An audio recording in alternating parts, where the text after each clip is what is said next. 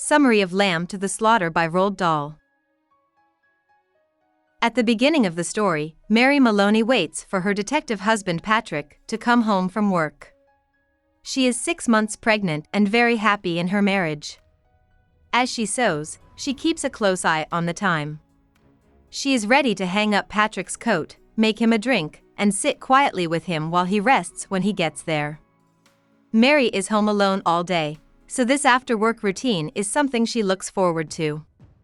But when Mary tries to help Patrick, he brushes her off, drinks more than normal, and says he has something important to tell her.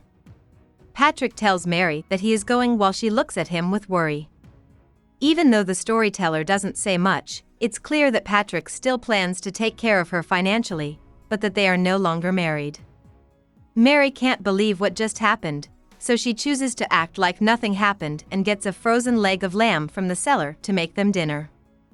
After Patrick tells Mary not to bother and starts to walk away, Mary murders Patrick by slamming a piece of frozen meat against the back of his head and striking him with it. Once Mary finds out that her husband is dead, she thinks quickly about how she and her future child can avoid being charged with murder.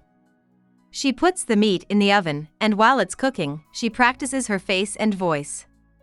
She then goes to a nearby grocery store and talks to Sam, the store clerk, about what she needs to buy for her husband's dinner. On her way home, she acts like nothing is wrong on purpose. When she finds Patrick's body on the floor, she is shocked and starts to cry. She calls the cops because she is upset, and 2 of Patrick's friends and co-workers, Jack Noonan and O'Malley, come to help. Mary says that she went to the store and came back to find Patrick dead to keep up her act. As more officers show up and ask her questions, it turns out that her planned conversation with Sam was her excuse, and she is able to avoid suspicion. The cops feel sorry for Mary and try to make her feel better. Mary decides to stay in the house while the police look for the murder weapon, even though Sergeant Noonan offered to take her somewhere else. Jack Noonan tells Mary that the shooter probably used a blunt metal item and that finding the weapon will lead to the killer. After nearly 3 hours of useless looking inside and outside the house, the police still haven't found the murder weapon. They never think that the frozen meat cooking in the oven could be the murder weapon. Mary is able to get the cops, who are tired, hungry, and angry, to drink whiskey and eat the leg of lamb, which is now done cooking. As the men eat the evidence in the kitchen, Mary listens from a different room and laughs when one of them says that the murder weapon is right in front of our eyes. About the author. Roald Dahl was born in Wales in 1916. His parents were Norwegian immigrants.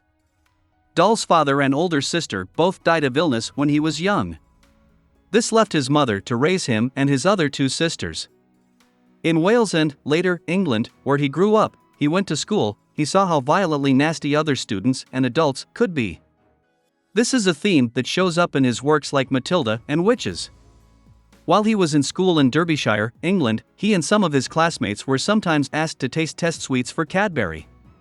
This experience gave Dahl the idea for his most famous book, Charlie and the Chocolate Factory.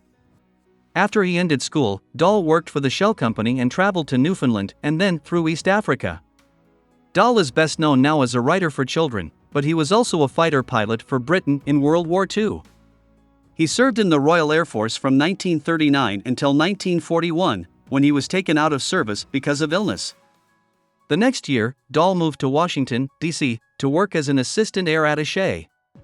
There, he met C.S. Forester and started putting out short stories. Dahl's time in the RAF and Forester's support helped him write his first book, The Gremlins, which was published in 1943.